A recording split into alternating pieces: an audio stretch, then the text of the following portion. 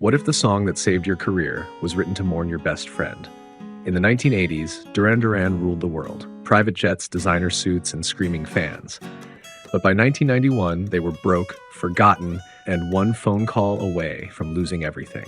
Out of that collapse came a song, one that would resurrect them and heal a wound Simon Le Bon had carried for years. Welcome back to Behind the Track. This is the story behind Duran Duran's Ordinary World.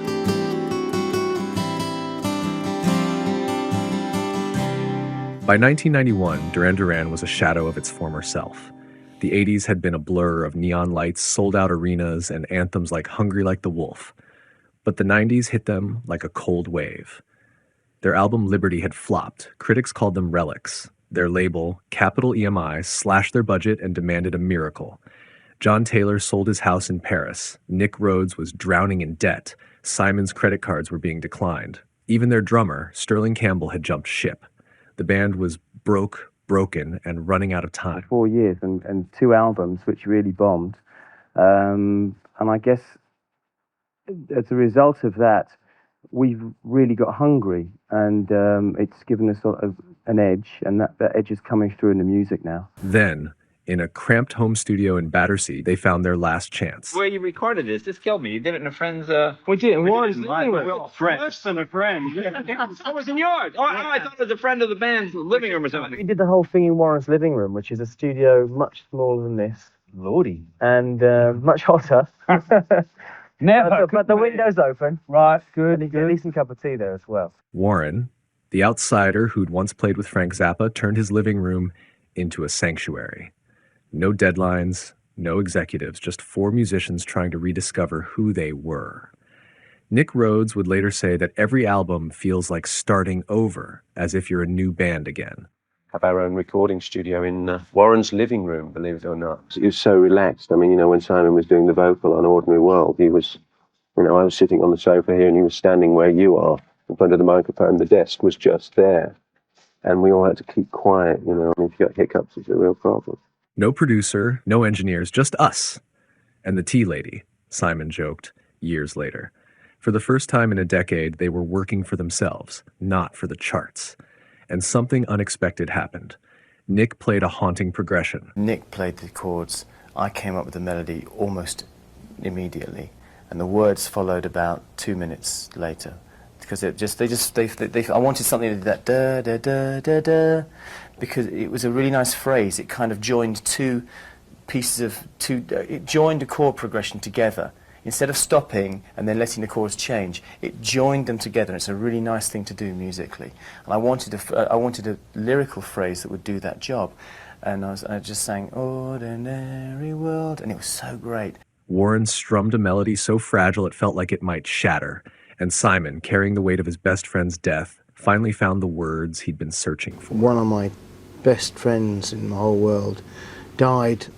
He got into drugs, and when he thought he'd beaten it, he got dragged back into it and just took one bad evening and he was dead. It really, really got to me. I almost felt like it was my fault as well, because I was supposed to be seeing him around that sort of time. And the song really came out of that, and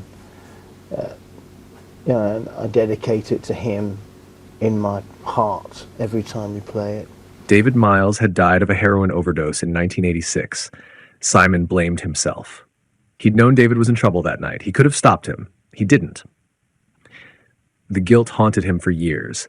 He tried to write about it before in Do You Believe in Shame from Big Thing. This was the one that stayed.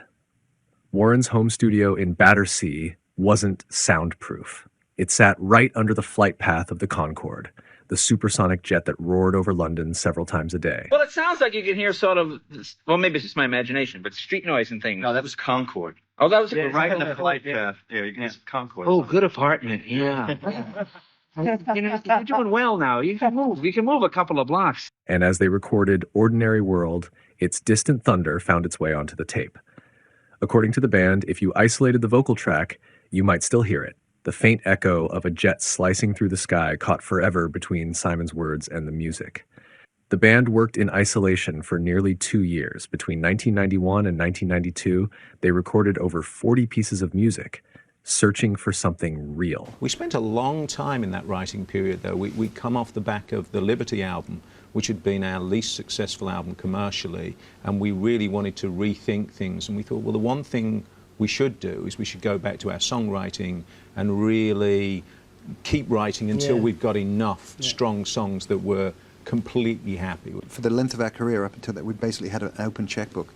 And when we started on that record, that EMI had said, we're giving you this, and then we want to hear what you've written. And fortunately, Ordinary World was pretty early in the writing. When they heard that, they're like, okay, we know we've got one. Then they felt comfortable giving us more money to finish the project. The album was finished by May of '92, but a change in management delayed its release for 6 long months. We finished this album, I think it was at the end of May, like last year, and we changed management, so we had to sit on it for like 6 months. And during that 6 months, we've been getting more and more nervous. You know, how's it going to be when it gets out there? You know, is it going to be old-fashioned? We thought it was going to be old-fashioned when it came out. Oh, no. You know, you get very, very nervous in that circumstance. Then the miracle happened. Ordinary World leaked to a Florida radio station late that year, and the phones lit up. Capitol rushed to release it. By January 1993, the same week Bill Clinton was inaugurated, Ordinary World was climbing the charts, reaching number 3 on the Billboard Hot 100. It was Duran Duran's biggest hit in nearly a decade, a comeback, a resurrection. You know, we're kind of like, we're like the wobbly man. The critics come along and they go, "You're finished, you're out of here, you're dead, you're over." And then a couple of years later go, "Hi, we're back." When the single exploded, it reignited everything. The band's confidence, their unity, their sense of purpose. We've been through a bit of a rough patch, and now we're kind of getting back on top, and I just hope it lasts, and I hope this is for real, you know? Because for us, it is. And yet, behind that success was a deeper truth. Nick Rhodes said the song spoke to something universal, a longing to return to the beautiful, ordinary things in the world. It's a very simple idea, a guy wanting to get back to the beautiful, ordinary things in the world and get away from this sort of techno jungle that we live in where, you know, everything's so complicated and there's so many problems worldwide, and just look at the really organic, simple things. I think most people in this world right now would like to see things simplified a little bit, and the misery and suffering reduced or wiped out in time. In other words, Ordinary World was more than personal grief. It was a plea for peace, for meaning, for simplicity in an age of noise. Ordinary World, which is really about waking up to a very frightening world and wanting to try and find some security in reality. When the album finally came out, they named it Duran Duran, just like their debut from 1981. The main reason is that when we saw the artwork and with just Duran Duran written on it, and it looked great. It was time to reestablish the name, Simon said, to remind people who's in the band. I think we have to establish that this is Duran Duran. So many people have been coming up to us going, "Where's Andy? Where's Roger? Are they going to join the band?" And the answer is no. This is the band. Simon, Nick, John, and Warren. You know, if we go to drum one day, fine. But at the moment, this is Duran Duran. Simon described Ordinary World as waking up to a frightening world and trying to find some security in reality. It was a song about growing up, about seeing the world clearly for the first time. And it made me think of just the beauty of something that's ordinary. You know, we're kind of surrounded by the desire for the super ordinary, you know, like Superman, super life. And I wanted to say that not only is there nothing wrong with the ordinary world, but it's actually the ordinary world is the most beautiful thing that you could possibly achieve. It's that kind of world of your youth where you feel secure and you understand things and you don't have to analyze things. Things they just make sense to you naturally. That's the ordinary world, and it's about somebody who's lost somebody very close to them and feels very much for that, and then is able to look around himself and say, but my problems are very small in comparison to the problems of the big fucked up world, and my problems are very small in comparison to the problems of the world, and I'm going to try and find the ordinary world, or try and help the rest of the world get back to the ordinary world. So next time you hear that opening guitar riff, remember, this wasn't just another Duran Duran song. It was the sound of a band and a man fighting their way back to the light.